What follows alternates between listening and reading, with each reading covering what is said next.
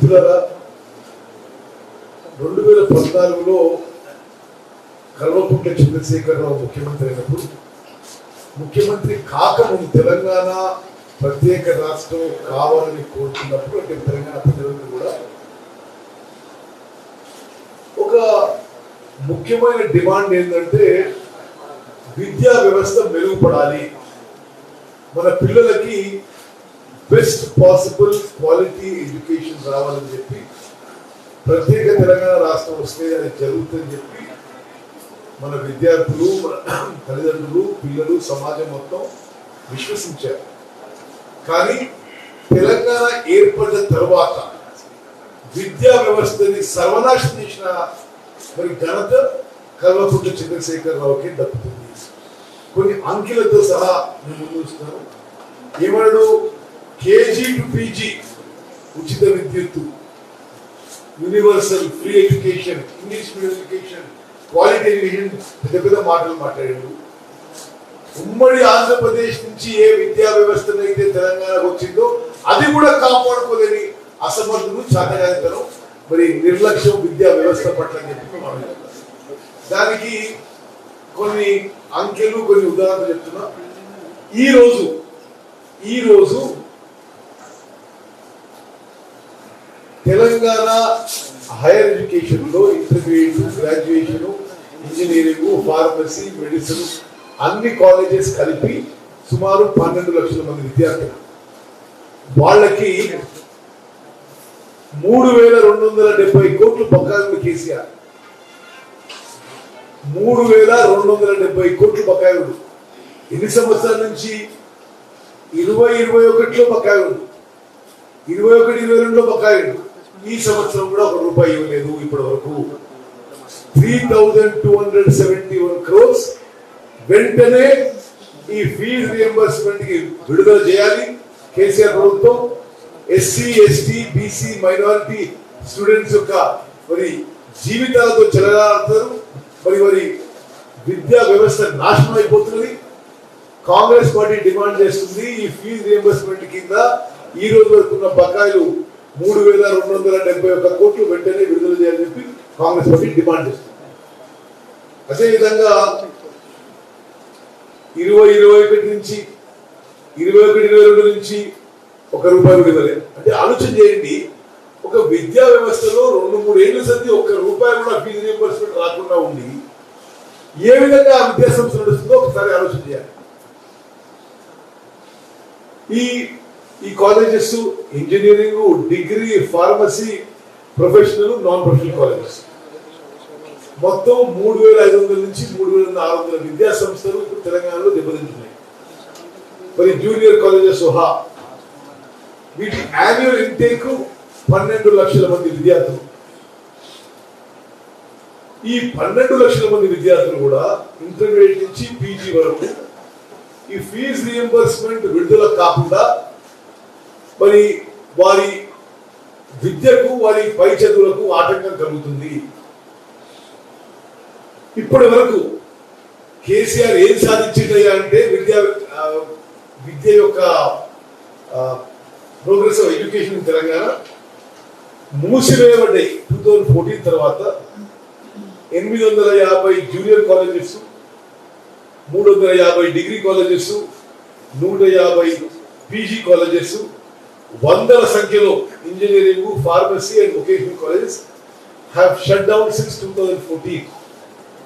Okay, గత 2 ఏళ్ల సంది ఏ కాలేజీలో కూడా స్కాలర్షిప్ కానీ ట్యూషన్ ఫీ రావడం లేదు. ప్రధానంగా SC, ST, BC, minority, economically backward students are unable to pursue higher studies. ఇప్పుడు రాష్ట్ర ప్రభుత్వం ఫీజు రియంబర్స్మెంట్ కట్టడం లేదు. యాజమాన్యాలు విద్యార్థులే ఫీజు కట్టాలని చెప్పి ఆ ఒత్తిడి తీసుకొస్తున్నారు. ఆ ఫీజు కట్టలేకుండా ఒక 30% స్టూడెంట్స్ డ్రాప్ అవుట్ అయిపోయారు.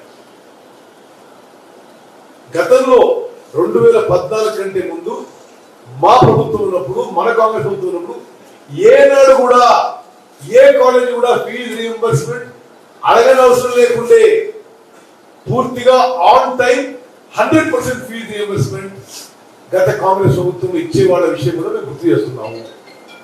Automatically released. అదేవిధంగా గతంలో ఒక రిలీజ్ ఆర్డర్ అని ప్రభుత్వం విడుదల చేస్తే దానికి సార్థకత ఉండి వెంటనే నిధులు విడుదలయ్యి ఇప్పుడు టోకెన్ నెంబర్ నుంచి కూడా సంవత్సరాలు గడుస్తుంది, దానికి కూడా పైసలు విడుదలవుతలేవు. అదేవిధంగా హైయర్ ఎడ్యుకేషన్ గురించి మాట్లాడుతుంటే ఈవెన్ యూనివర్సిటీస్ కి అసలు ఏమీ ఫండ్స్ కేటాయించడం లేదు. అన్ని యూనివర్సిటీలో రీసెర్చ్ ఆగిపోయింది. Teaching and non teaching staff కి రిక్రూట్మెంట్ జరగడం లేదు.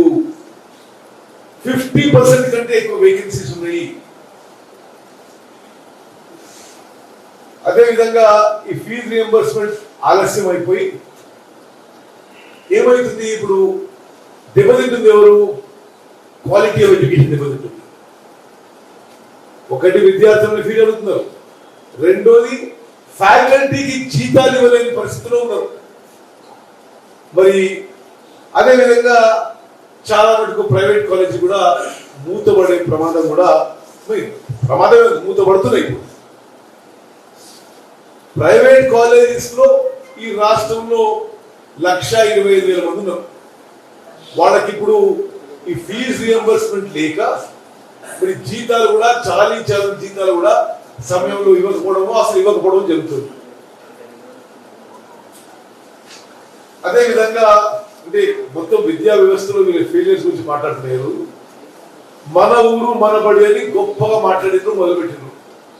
దానికోసం ఫిబ్రవరి 3, 2002కి ప్రకటించి 26,000 స్కూల్స్ అప్గ్రేడ్ చేస్తామని చెప్పి 26,000 గవర్నమెంట్ స్కూల్స్ అప్గ్రేడ్ చేస్తామని చెప్పి 3,497 కోట్లు ఖర్చు పెడతామని చెప్పి ప్రకటన చేసి గవర్నమెంట్ జియో ఇచ్చి 3,497 కోట్లు అని చెప్పి ఈ రోజు వరకు, ఇది జూలై, 3 రూపాయలు కూడా విడుదల చేయలేదు. ఇది మన ఊరు మన బడి వీళ్ళ యొక్క ప్రోగ్రెస్. అదేవిధంగా 30,000 టీచర్ల పోస్టులు ఖాళీ ఉన్నాయి. మరి దానికి భర్తీకి ప్రక్రియ లేదు. బీఈడి కాలేజెస్ లో 166 పోస్టులకి, టీచింగ్ పోస్టులకి 152 ఖాళీగా ఉన్నాయి. మండల్ ఎడ్యుకేషన్ ఆఫీసర్స్ ఈ రాష్ట్రంలో 538 మంది ఉన్నారంటే ఇప్పుడు 20 మందిలో. డిస్ట్రిక్ట్ ఎడ్యుకేషన్ ఆఫీసర్లు 33 జిల్లాలకు ఉండాలంటే ఇప్పుడు 10 మంది ఉన్నారు. అదేవిధంగా ప్రిన్సిపాల్ పోస్టులు, హెడ్ మాస్టర్ పోస్టులు, అటెండర్ పోస్టులు వేల సంఖ్యలో ఖాళీ ఉన్నాయి. మరి reserve bank of India report ప్రకారం మొత్తం 29 రాష్ట్రాల్లో విద్యా వ్యవస్థ మీద తక్కువ ఖర్చు పెట్టేది తెలంగాణ రాష్ట్రం అని చెప్పి reserve bank of India report ఇచ్చింది. మరి తెలంగాణ ఏర్పడ్డ సంవత్సరం 2014-15లో విద్యా వ్యవస్థ మీద ప్రభుత్వం 10.89% ఆఫ్ ది టోటల్ బడ్జెట్ ఖర్చు పెడితే ఇయర్ ఆన్ ఇయర్ ప్రతి సంవత్సరం విద్యా వ్యవస్థ మీద ఖర్చు తగ్గించుకుంటూ వచ్చి 2022-23 ఓన్లీ 6% మరి బడ్జెట్ లో దీని మీద విద్యా వ్యవస్థ మీద ఖర్చు పెట్టడం జరుగుతుంది. మరి కొన్ని విషయాలు సతీష్ గారు, జాఫర్ జావేద్ మాట్లాడతారు.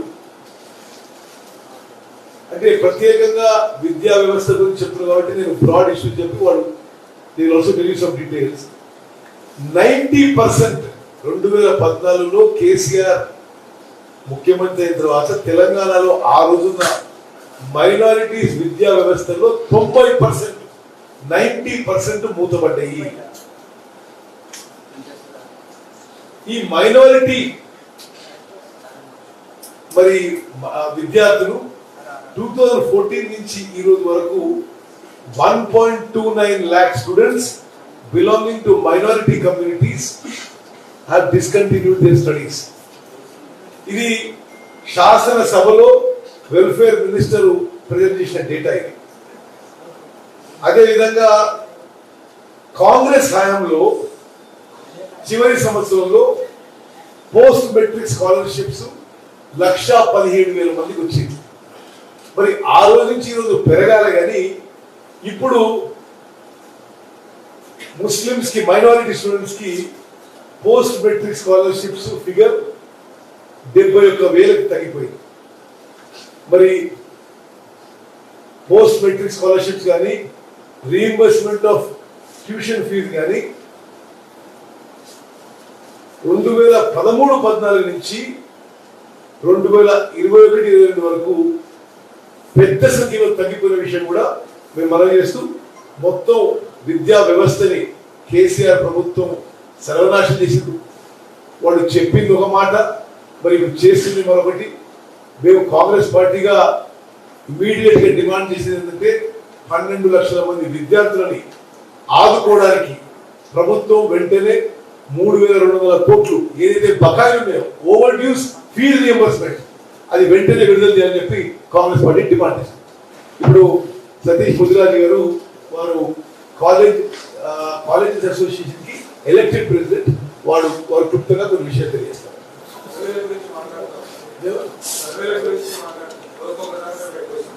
ఏ పార్టీ వాళ్ళు ఆ పార్టీ సర్వే చేసుకుని ఇస్తున్నారు అనిపిస్తున్నారు. కాంగ్రెస్ పార్టీ సర్వేలో, ఏ న్యూట్రల్ సర్వేలో మేము గెలవబోతున్నాం, ప్రభుత్వం ఏర్పాటు చేయబోతున్నాం. Okay show.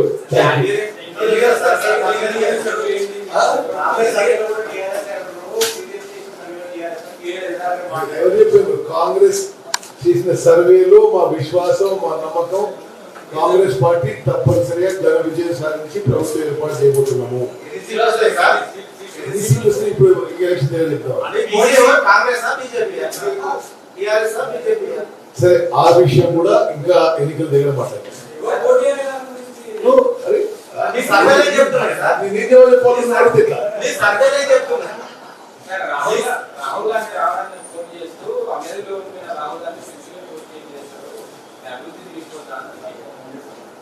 మరి నిజంగా కళ్ళు నెత్తికెక్కి అహంకారపూరితమైన మాటలు ఖండిస్తున్నాం. అసలు నువ్వు ఎంత, నీ స్థాయి ఎంత, మీ బతుకులు ఎంత, మీరు అసలు రాహుల్ గాంధీ గురించి మాట్లాడేది ఇది చాలా నాకు నువ్వు చెప్తున్నా ఫస్ట్ ఇది. ఓకే, ఈ తీవ్రంగా ఖండిస్తున్నాం. ఈ అహంకారం పనికిరాదు. కల్వకుంట్ల కుటుంబం అందరికి కూడా, మీకు శ్రీలంకలో రాజపక్ష కుటుంబానికి ఏ గతి పట్టిందో అదే గతి మీకు కూడా పడుతుంది.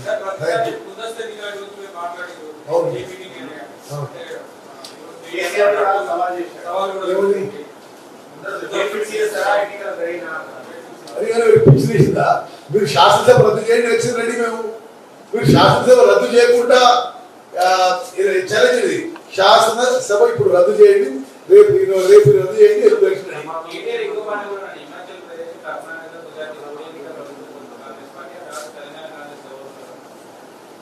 మరి ఇప్పుడు వాళ్ళ గత చరిత్ర అవన్నీ నేను మాట్లాడదలుచుకోలేదు కానీ కాంగ్రెస్ పార్టీ హిమాచల్ ప్రదేశ్, గుజరాత్, కర్ణాటకలో గెలవబోతున్నాం.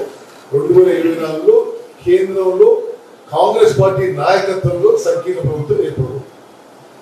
Okay okay. హాయ్ ఫ్రెండ్స్, మా టుడే టుమారో యూట్యూబ్ ఛానల్ చూస్తున్నందుకు చాలా థ్యాంక్స్. మరిన్ని లేటెస్ట్ వీడియోస్ కోసం వెంటనే సబ్స్క్రైబ్ చేయండి. అలాగే ఈ బెల్ ని కూడా రింగ్ చేసేయండి. మా నోటిఫికేషన్స్ అన్ని మీ మొబైల్లో వస్తాయి. అలాగే మా వీడియోస్ మీకు నచ్చితే లైక్ చేయండి, షేర్ చేయండి, నచ్చకపోతే కామెంట్ చేయండి.